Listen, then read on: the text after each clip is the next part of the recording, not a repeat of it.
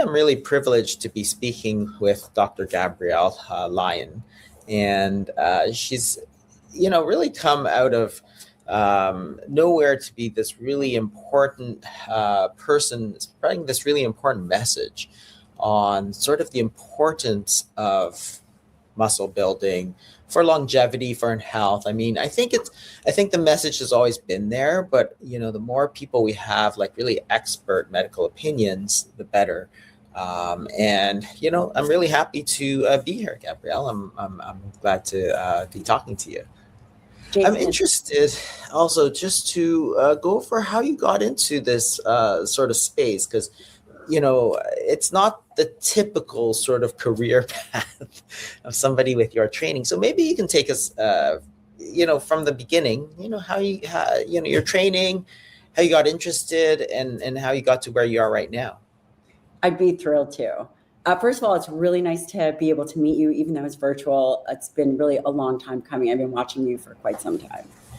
Now, I did, and by the way, you recently did a video on the dietary guidelines, so I want to frame this up with the nutrition aspect, how it's becoming into the forefront. I did my undergraduate in human nutrition, vitamin mineral metabolism, and I trained with one of the world-leading experts in protein metabolism. 25 years later, he's mentored me throughout both medical school, residency, and fellowship. And when we think about the kind of where medicine is going, and also just my practice of muscle-centric medicine, it's been decades in the making. Nutritional sciences, protein metabolism. Then I went to medical school, did 2 years of psychiatry, 3 years of family medicine, and then went and did a fellowship in nutritional sciences and geriatrics. And that was at WashU. And it was a combined clinical practice fellowship with nutritional science research. And quite frankly, I didn't want to do geriatrics. When we think about geriatrics, it was the opposite of where my mind was. I was very interested in muscle, physical health, and nutrition, because from beginning in my undergraduate, I continued on the path to nutrition. So the deal was, in order for me to do a fellowship in nutritional sciences, a real clinical fellowship or a real research fellowship, I had to pick a medical specialty. Well, let me rephrase that. I had to get funding from a medical specialty. And at WashU in St. Louis, which is an extraordinary institution, nutritional sciences and geriatrics, those two were connected.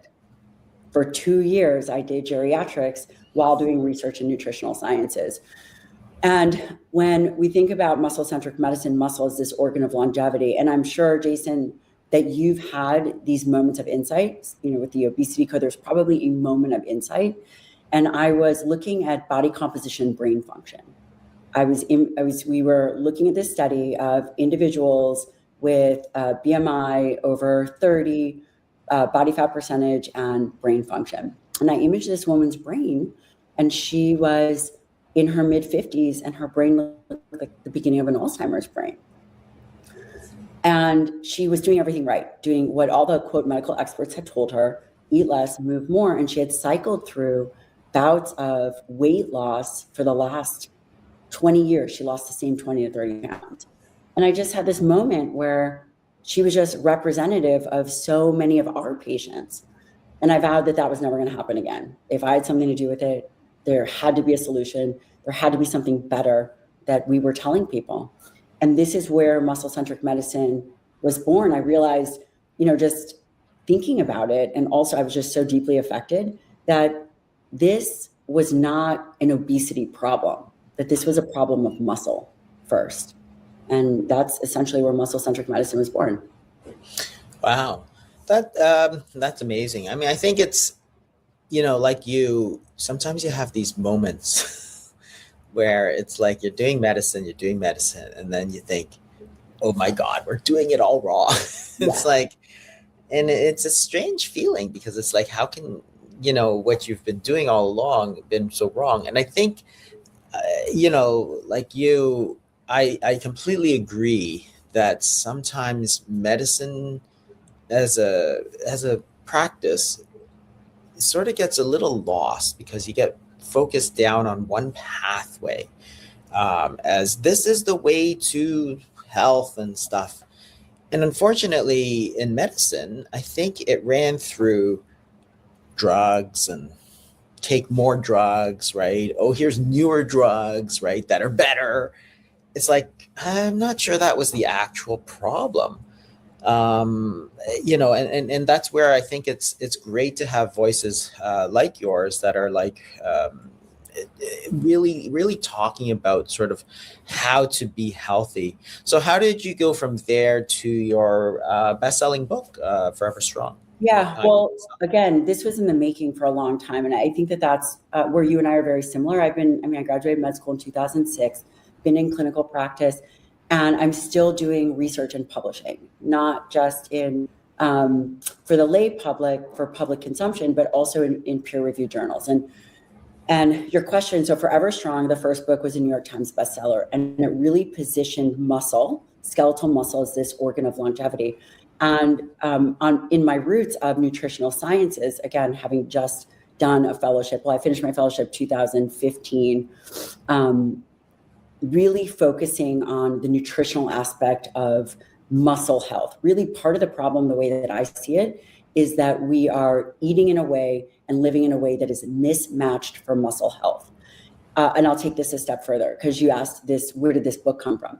Forever Strong was kind of a manifesto of how we need to understand dietary protein, how we need to build a nutrition plan, some of the science of nutrition, because my mentor, Dr. Donald Layman, was around when Ansel Keys was giving lectures.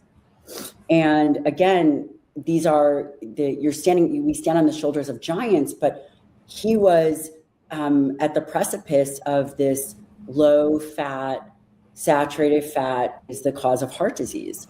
And I realized that the gap was we needed a book that focused not about muscle from an aesthetic standpoint, but muscle as the focal point for disease.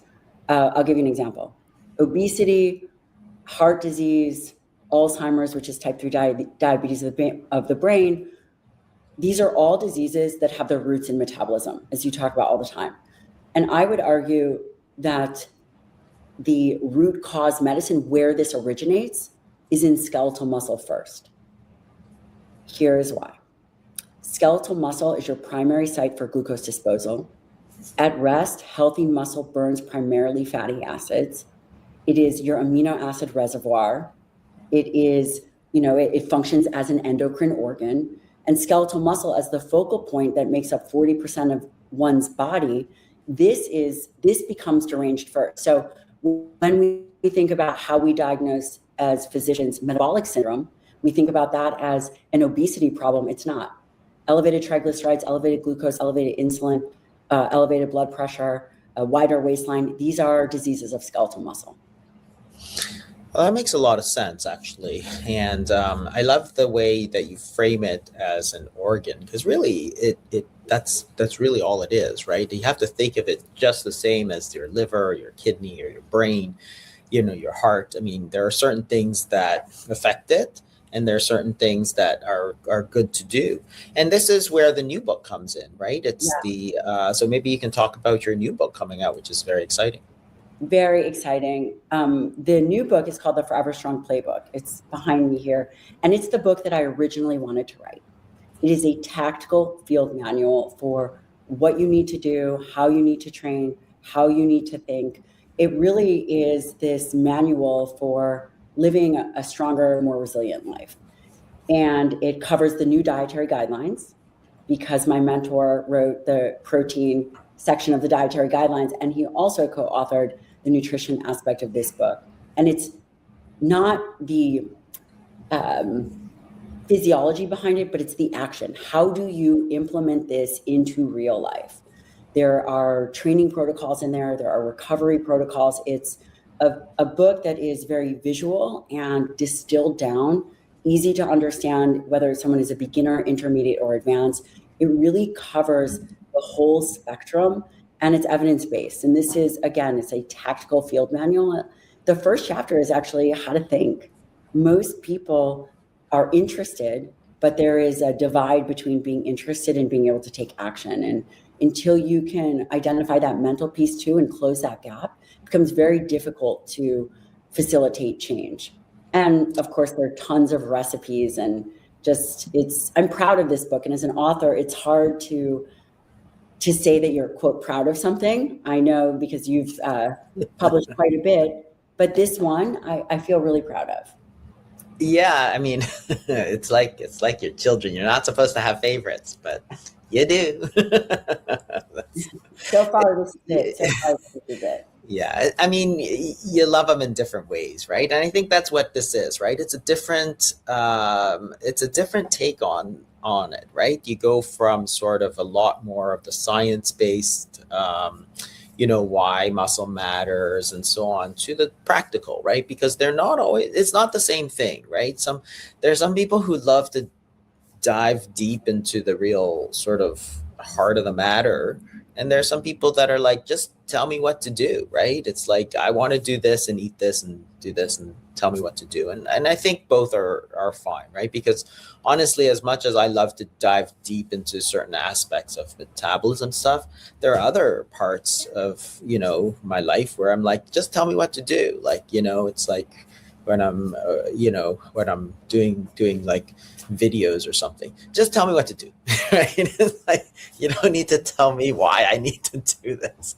Just tell me. So I think that certainly there is that sort of need for this book. So yeah, congratulations. I mean, I think that's fantastic.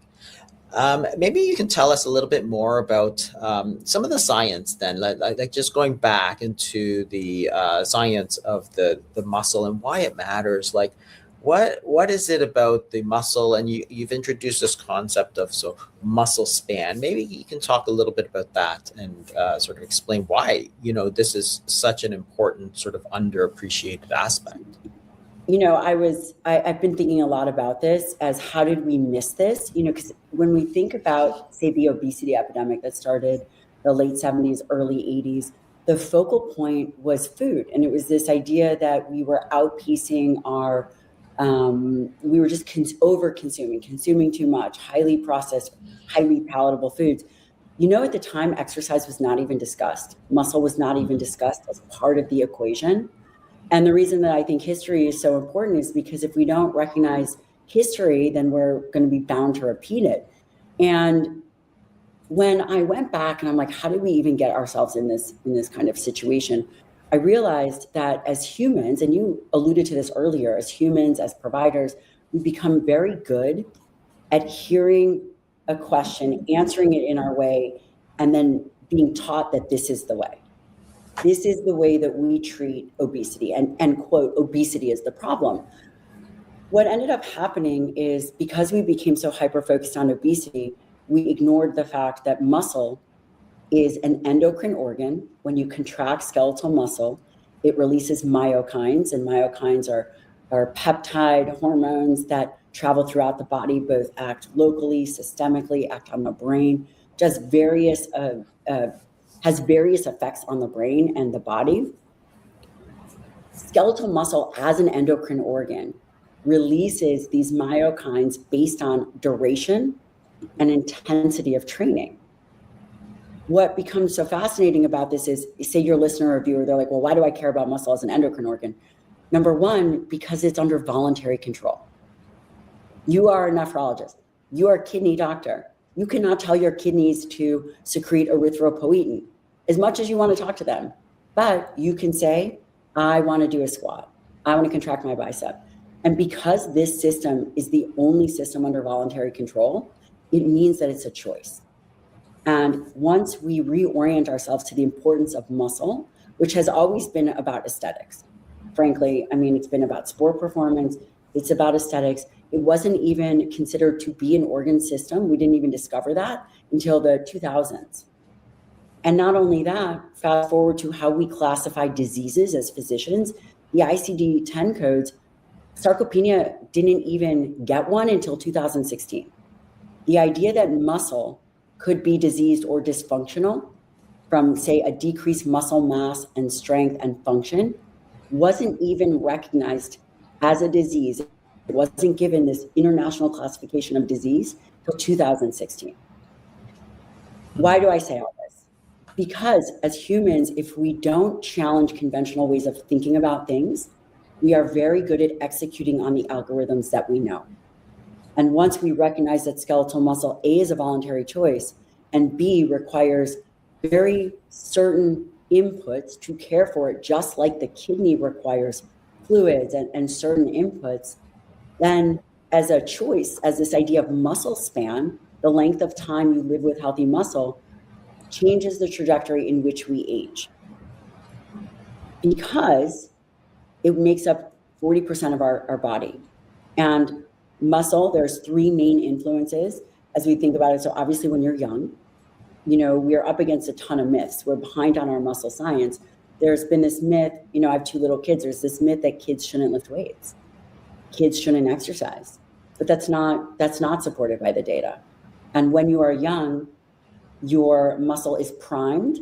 We all have various types of muscle fibers, say that we're born with, but are largely informed by our activity. And they're fibers. And I'm saying this simply, there's a bit of nuance because of course there's hybrid fibers, but when you do resistance training, you build those bigger, bulkier fibers. When you do more endurance type cardiovascular training, you maintain those type 1 fibers. And if we think about our parents, we think about this aging trajectory. We see them, maybe they were bigger and more robust in their youth throughout life. And then say 65, all of a sudden we see this kind of shrinking, this sarcopenic effect. And that doesn't have to happen, but there is this natural progression with aging. And muscle span is the length of time you live with healthy, strong muscle. Youth, you have to pay attention to it. Midlife, you build and maintain as much as you can, 18 to 35. 35 and up, there is this transition of muscle becomes more anabolically resistant. Yeah, and I love the way that you frame it because when I think about how I used to think about muscle too, it was always sort of this, oh, well, it's great for sports, right? And it's like when you're young, you want to look good. But not a lot of people thought about it in terms of longevity, in terms of staying healthy. But it actually plays such a key role because you see how it impacts you in the long term. And I think that's where perhaps maybe your training as a geriatrician really helped, make clear those important aspects for older people, right? And that's something that was certainly not ever emphasized when I was training. I mean, I actually thought about doing geriatrics too, but then eventually chose nephrology. But it was not one of the things that anybody ever talked about in terms of staying healthy, right? You talked about all the hypertension, cholesterol, all that sort of stuff, but not muscle. But then you go into the hospital and you see, what are people coming in with? Well, they tripped and they fell and they broke a hip and all this sort of stuff that it's like, well, if you had like healthy muscle, that would be preventable. So what are the most important, say the most top 3 most important things for keeping that muscle span, that muscle longevity? Resistance training. It is the most important. People will say, well, what about diet? What are all these other things? Resistance training, the input, because this is it's an adaptive plastic muscle. Input is the most important thing. And there's various ways to have input into skeletal muscle. So skeletal muscle, really, it has this main sensor in it, and its main sensor is called mTOR, and it's a protein kinase, and it has various inputs. Diet is one input. Leucine, one of the amino acids, triggers this system. Growth hormones, insulin also trigger this system. Resistance training is another way to trigger this system. And the balance between these inputs change as we age. Resistance training, hands down, is the most impactful way to maintain and build healthy skeletal muscle. Now, I say healthy skeletal muscle because, again, in our way of thinking, people will say, well, if you struggle with obesity, you have a lot of muscle because you're carrying more weight. And the reality is we don't test the quality of muscle. And probably the most detrimental fact that I believe a biomarker that we're going to see emerge in the next 5 years is something called intermuscular adipose tissue. It's IMAT. It's fat within the tissue. It's your muscle looking like a Wagyu steak versus a filet. And this happens when someone is sedentary. Now, when you and I go into the literature, or your listeners or viewers go into the literature, they might Google and PubMed, and it might say something like a healthy sedentary cohort.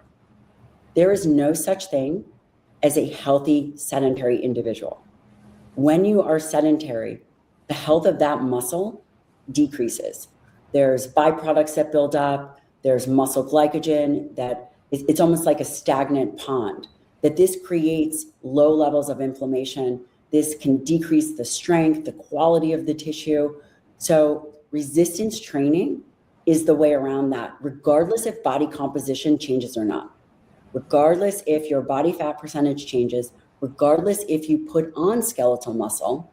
The simple act of doing resistance training 3 days a week with meaningful effort is a way of becoming healthier. And I think that it's very liberating, because it's not just about my body fat percentage is 35, I want it to be 25, or I want to put on 2 pounds of muscles. Again, these are external drivers that we ultimately have no control over. We don't have exact control, but we do have voluntary control over the amount of effort that we put in. And simply putting in that effort changes the health and quality of that muscle tissue. Do you remember when we were doing admissions into the hospital? You probably still do this. Remember there was a check mark for bed rest? Yeah. That was like the worst idea. Yeah, ever. no kidding, eh? No one ever does. I mean, think about that. Why was bed rest so detrimental, which we don't recommend bed rest, we want people moving, is that think about glucose control. If 40% of your body is skeletal muscle, you're putting people on bed rest, you're immobilizing them, you're increasing insulin resistance in skeletal muscle, you're decreasing any kind of fuel utilization. I mean, again, at rest, skeletal muscle is not very metabolically active. You're beginning to derange metabolism. What you end up seeing, well, with decrease in muscle mass, you see, again, increased levels of blood glucose, triglycerides, insulin. This is the recipe for metabolic disaster and ultimately frailty later on. So again, what you can do about it, resistance train 3 days a week. If someone is listening to this and they are uncomfortable with training, or they say they don't want to go to the gym, there's a million different ways to do it right. It could be bands, it could be body weights, it could be going to the gym with machines, it could be one single kettlebell, which I used through my first pregnancy. All I had was one kettlebell. That's all I did, one kettlebell. Or maybe it was the second pregnancy. And there's a million different ways to get it done, but it is critical, and it needs to be a non-negotiable. People get mad at me when I say this, but we don't wake up and go, should I brush my teeth this morning? I mean, you don't. Yeah. This is that important. And it's the one thing, again, as a trained geriatrician, this is the one thing that is most important. And then the second. Before you get onto that, let me just interject if I can. I think just before I lose this thread about bed rest, because it's actually really important, because I admit people all the time, and it's incredible how fast the muscle deteriorates on bed rest. And I, because I'm still admitting a lot of inpatients and stuff, and I have a lot of dialysis patients who are quite sick. Sometimes they'll come in with pneumonia or something extrinsic, right? And they'll be on bed rest, and within like 3 days, like they can't even move, like they can't even get back out because their reserve was low. And the rate of deterioration of muscle on bed rest when it's completely immobilized like that is fast. So if they were just above the threshold where they were getting up, they're getting around, going to the washroom, all that stuff, in 3 days, 5 days, I'd be like, whoa, what happened to this fellow or this lady? It's like she can't even get up anymore, right? And it was only a few days, but it really speaks to the importance of that. And of course, when that happens, the number of complications just skyrockets. Like it's crazy, like the bed sores, and then you get the It's if devastating.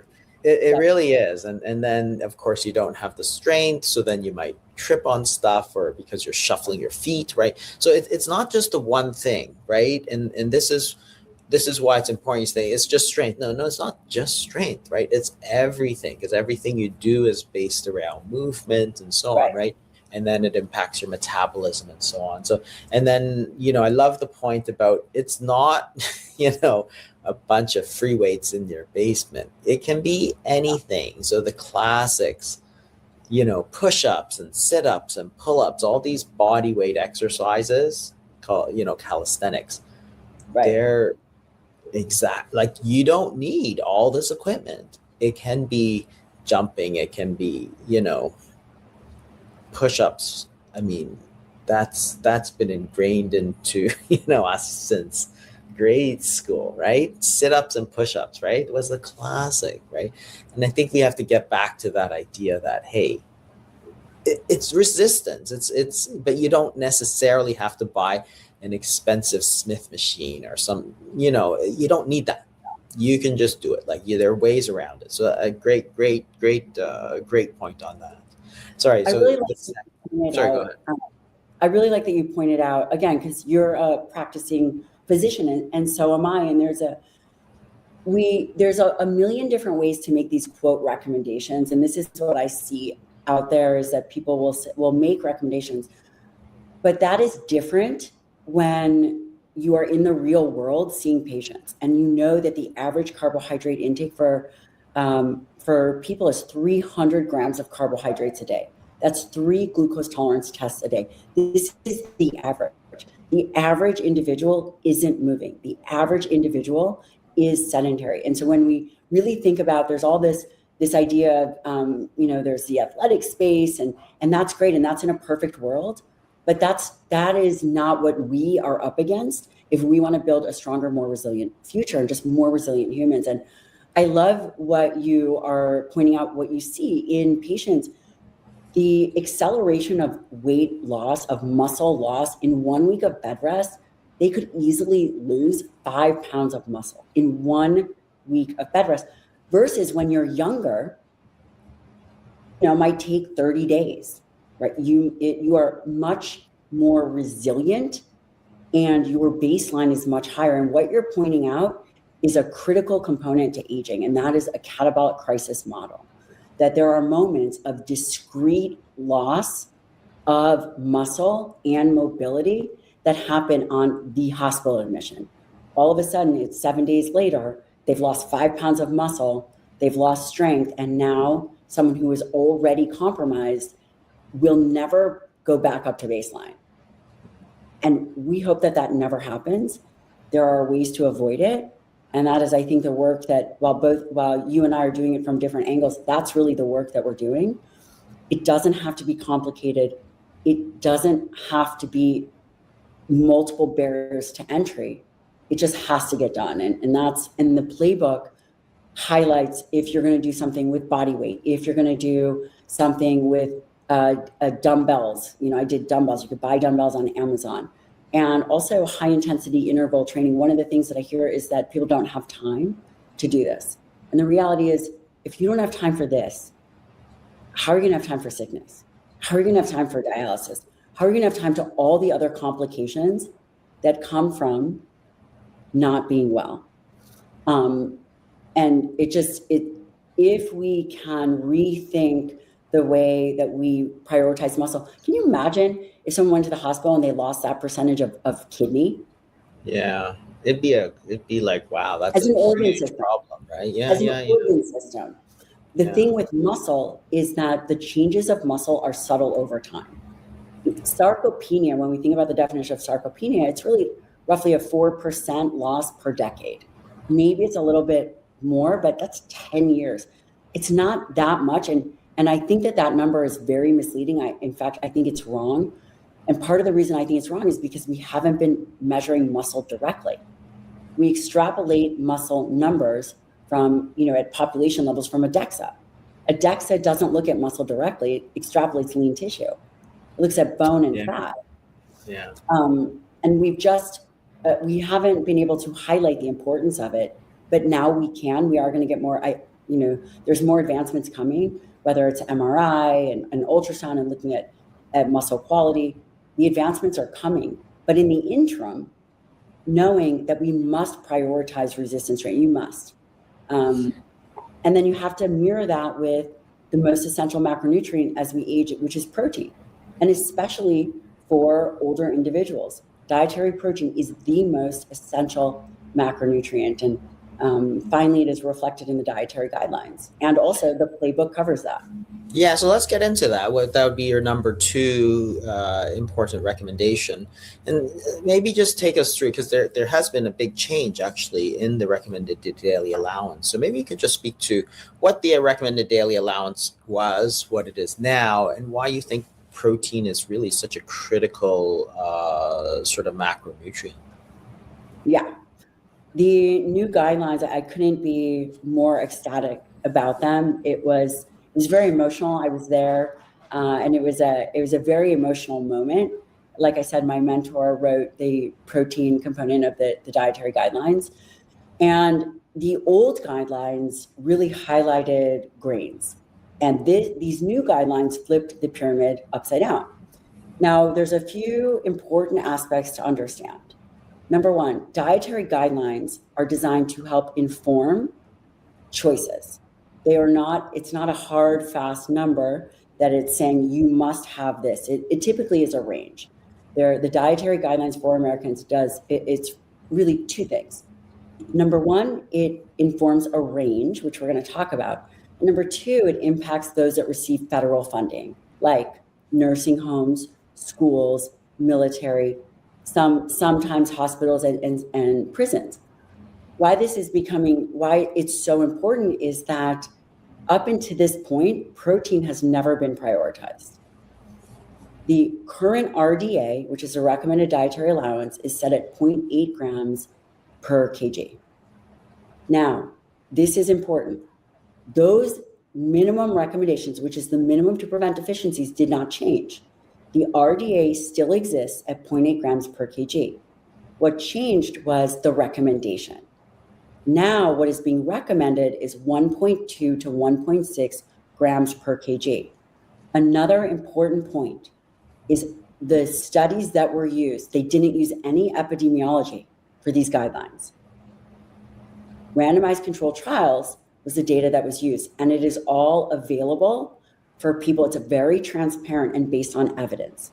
I can't say that with the other guidelines because we don't necessarily know the question that they were trying to answer, nor do we know the data. And I think that is important for the physicians listening to you and the people that are really interested in the literature. You can read where these guidelines come from. And scientific rigor is important, and we're finally beginning to see it, especially in the protein forward-facing presentation.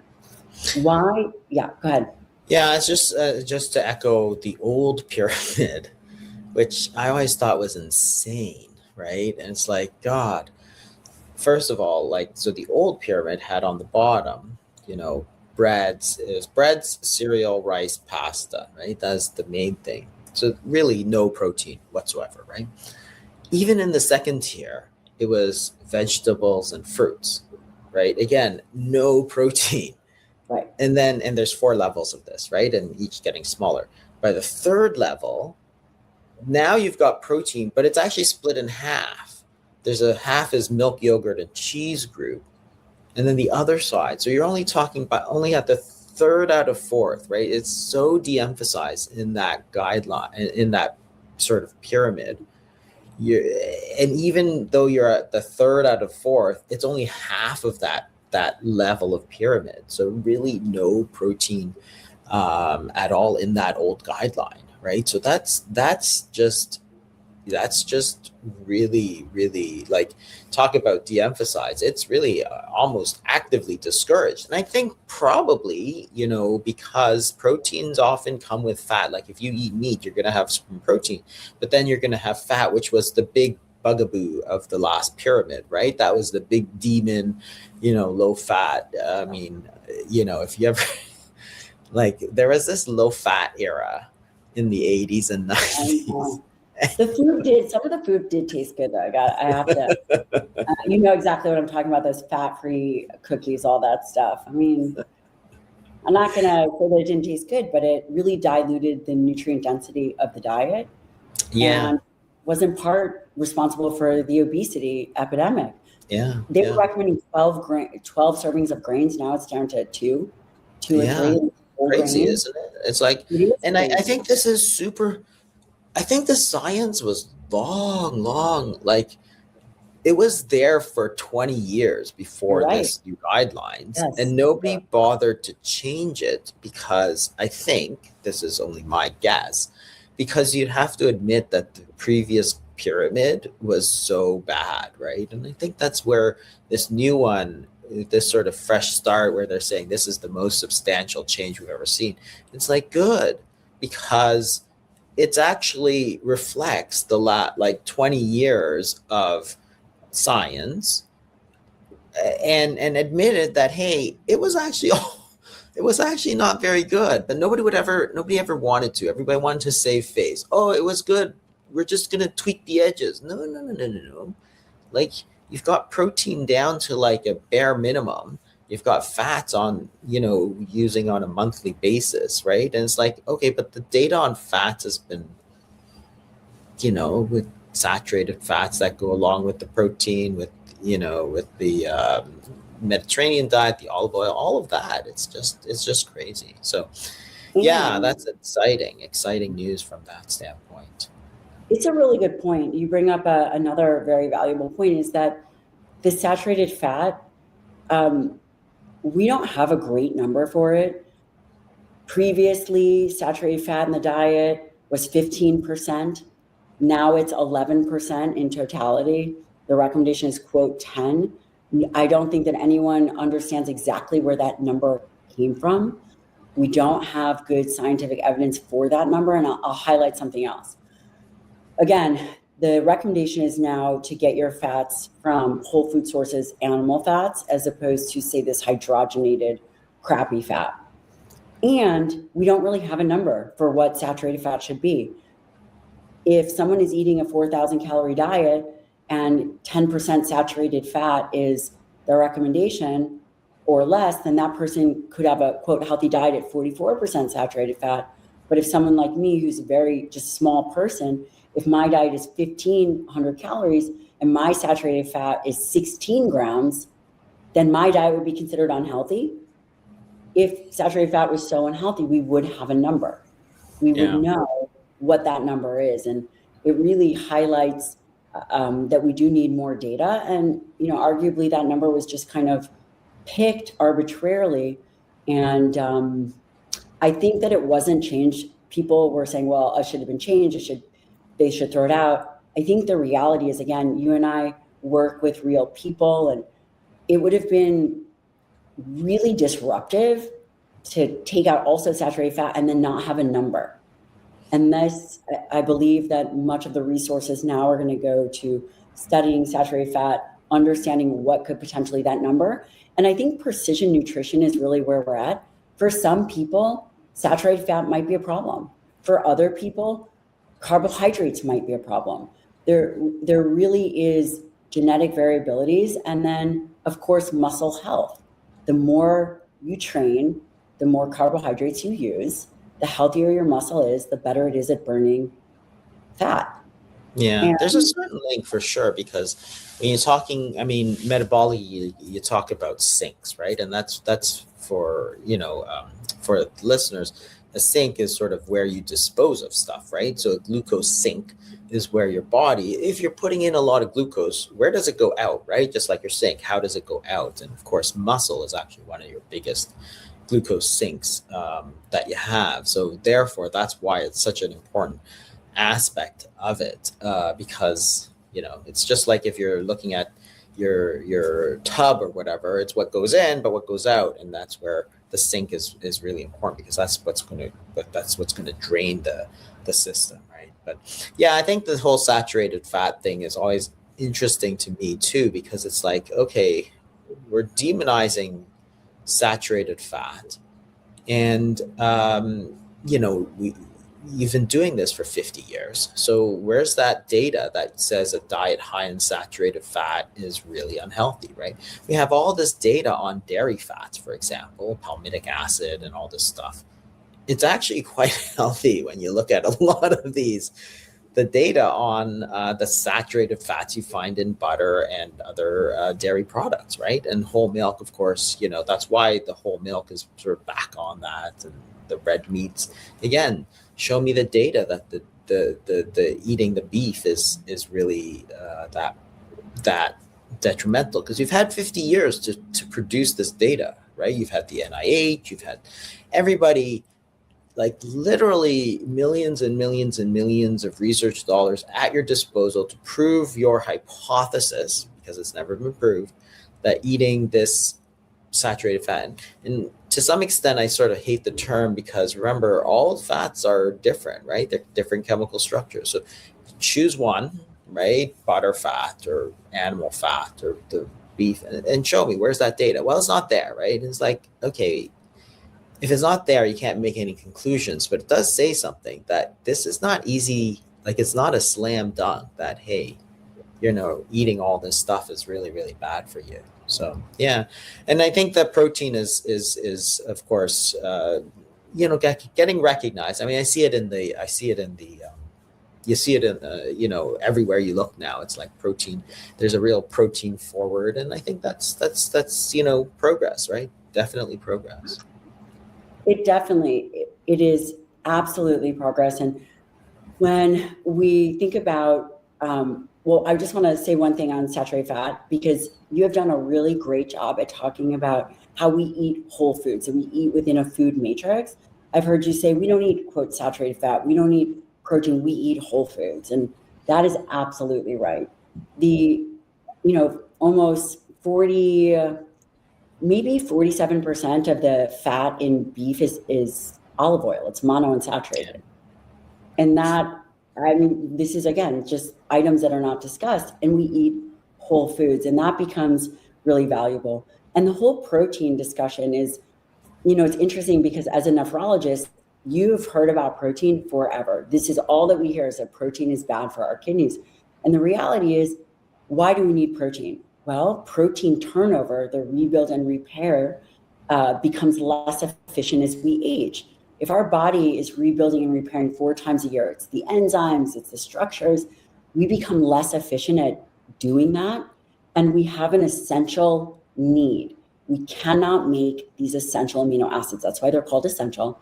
We must get them from the diet. And the efficiency of utilization decreases. So we actually need more protein as we age, not less. And that is a really important consideration as we think, how do we build healthy aging? So long we've been oriented to the minimum number, when it's 1.2 to 1.6 for more optimal aging. And, as a nephrologist, diabetes is devastating, again, because as geriatricians, so for those of you guys who don't know, nephrologists and geriatricians, we work hand in hand. Oftentimes, because we are usually seeing the same patients, and diabetes, type 2 diabetes, metabolically devastates people.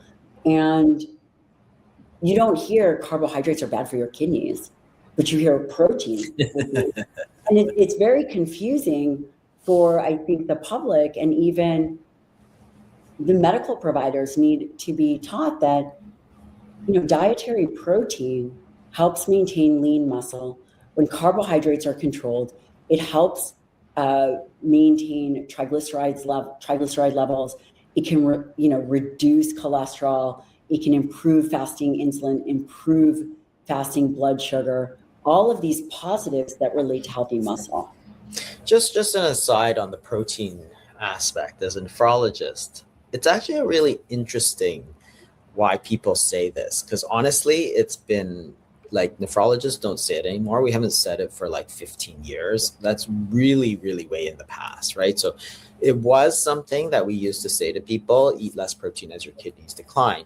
And that was based on, so where it comes from is actually strange. So the kidneys, they basically clean the blood. So the way you measure it is you measure creatine and you measure urea nitrogen. Okay, so that's the BUN and the creatinine in your blood. And the reason you use those markers is because, remember, the kidneys are passing out. They're getting rid of the urea nitrogen and they're getting rid of the creatinine. So if their levels of creatinine go up in the blood, one possible explanation is that you are excreting less of the creatinine and the urea nitrogen. Okay, so that's why rising levels of that can signal kidney disease, and that's usually what's used for. The other thing that can cause it to go up, and it's just like a sink, right? It's either if the level of water in your sink is going up, it's either because you're putting in more or you're draining out less, right? So the kidneys is the drain, right? So it's draining out the creatinine. But the other way that goes up is urea nitrogen, which is linked to protein intake. And the other, creatinine, is a reflection. It's a breakdown product of muscle. So if you have lower muscle, you also have lower creatinine, which looks like better kidney function, but isn't. Okay. And same with urea nitrogen. That's from protein intake. So if you're eating less protein, your urea nitrogen is going to be less. But it doesn't mean that your kidneys are working better. It only looks like it, right? So that's where this whole thing came from. This whole hypothesis that eating more protein puts strain, so-called strain, on your kidneys, which it actually doesn't, because it's just the levels in the blood. It just makes it look like, but isn't actually. So about 15 or 20 years ago, there's a study looking at very low protein diets. And of course, it didn't really show any benefit of low protein diets to kidney function. So it hasn't been in the nephrology space for ages, but that hasn't made it out to the sort of popular literature, which is that protein is hard on your kidneys. No, we tell our dialysis patients, right, the ones with almost no kidney function at all, to eat more protein, right? That's what the renal dietitians are telling people. You need to eat more protein because you need to maintain your muscle. That's what's important, not this sort of artificial changing of your blood level, BUN and creatinine, so that it looks like you have better kidney function, right? If you had zero muscle mass, like you see in the ICU sometimes, it looks like your kidney function is good, but it's not. It's just as bad as it was. It's just that the markers you use. So that whole scare, which is still there, I see it all the time now. It's like, I don't know. Like, just talk to any nephrologist. We haven't talked about protein restriction. Like, if you go to any of the nephrology meetings, like this is gatherings, and these are like gatherings of like 20,000 nephrologists across the world, sort of thing, right? Nobody talks about protein restriction. Nobody talks about this. We haven't talked about it. I don't know, since the 2000s, maybe. It's a long time, right? So every time I hear it, I'm like, ooh, yeah, no, it's not a thing. I get why you're confused at why it's a thing, but it's not a thing. You must hear it every day. Tell me, for the new patients, I mean, I'm sure they have read your books, but you must hear it all the time. Yeah, it's a crazy why people still think it, but it's really based on a sort of flawed understanding that was sort of debunked at the specialist level many years ago. So it's like, for people who are worried about taking too much protein, it's like, yeah, that's not one of my worries generally. there are other things to worry about that are much more than, kidney function, right? So do you hear, I have a question for you. Do you hear, as I just think about this as you're talking, it makes me think of these cognitive biases. It's this idea that, for example, women shouldn't lift heavy because they might somehow get bulky. Again, I don't think I've ever seen a woman lifting heavy get bulky, or lifting at all get bulky. It's just, again, this narrative of hearing it once and then anchoring to it. Have you ever heard someone ask about carbohydrates in the kidneys? Do people say, hey, are these carbohydrates bad for my kidneys? Yeah, nobody ever does. And the truth is that it's so obvious too, right? The link is so obvious, right? If you eat a bunch of refined carbohydrates, which have a very high glycemic index, will spike your glucose, which is obviously going to be detrimental for type 2 diabetes, which is by far and away the most important cause of kidney failure. that we deal with, right? So it's like, oh, okay, there's a huge link there, but nobody talks about it. Instead, it's protein, right? It's like, should I eat less protein? I'm like, absolutely not. Like, you should try to eat less of the carbohydrates. Like, and exactly, it's just this old thinking. It gets out there, it gets repeated, and then by the time it gets repeated, sort of like this let's eat all the time sort of thing. And like, what science was that really based on? Like, oh, fasting is bad for everybody all the time. It's like, okay, what science was that based on?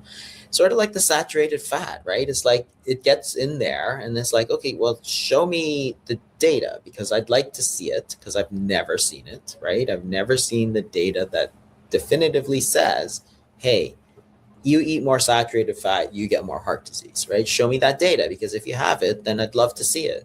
But there is no data, right? And that's the big problem with a lot of these things. So it's great that we're finally putting, with these new dietary guidelines, sort of putting these things forward, right? Like, proteins are not harmful to you, they can be beneficial. And then the whole fat milks and all these natural foods. One of the real focuses, of course, is on natural, real foods, right? And that's really terrific. And why don't we finish up on your third? What would you say is the third most important thing to maintain muscle health and muscle longevity? First is resistance training. The second is dietary protein. And then the third, and I would say this is probably a toss-up, but you do have to recover. There is a level of recovery and caring for the tissue, meaning I say sleep, but sleep is very important. I'm not great at it, so I just want to go on record of saying that. But being able to recover well, the input, the stimulus is very important, and then understanding that the recovery aspect is also important. As you get older, your muscle health and muscle strength will outpace your tendons, and it's critical to have a well-designed program so you do not get injured. And movement is not just in that 45 minutes to an hour, it's really an all-day thing, and figuring out how to add movement and also how to add pre-movements to exercise and recover well. That is the third bucket that I would say. You've got to be able to recover well. I think that's very, very important and really unappreciated, because you read hundreds of books on how to exercise, what exercise, but it's like, how many people actually talk about the recovery process? Because that's where actually the sort of magic happens, right? You don't get stronger during your exercise. It's actually during your recovery phase that your muscle rebuilds, repairs, and becomes stronger to take the stress of the body. That's sort of how the body works, right? It's a stress on the system, because stress is it's like a bad word, but it's like, that's how you live, right? You can only live by stressing the body, right? Otherwise you don't grow. And that's the same whether it's muscle or anything else, right? It's true for your mind too. If you never stress it, you never expand your sort of through your comfort zones and stuff. If you just keep saying the same thing, well, you'll never grow as intellectually. Same thing for your muscles, right? You have to stress yourself and get yourself into that situation. So I think the recovery is actually super, super important. And, I think all three of those are actually fantastic things to focus on for longevity, and really a bit of a neglected sort of organ. I mean, people have always talked about exercise, but really in sort of nebulous sort of ways. I remember we used to talk about it in grade school and stuff. You get taught, and it's like, it was just this sort of nebulous thing that you should do. But it was always framed as a kid's thing, right? It's like, you should be active as a kid. Well, kids are active anyway. You can't stop them from being active. But, I see it changing now, and you see a lot more people sort of taking that advice to heart and staying.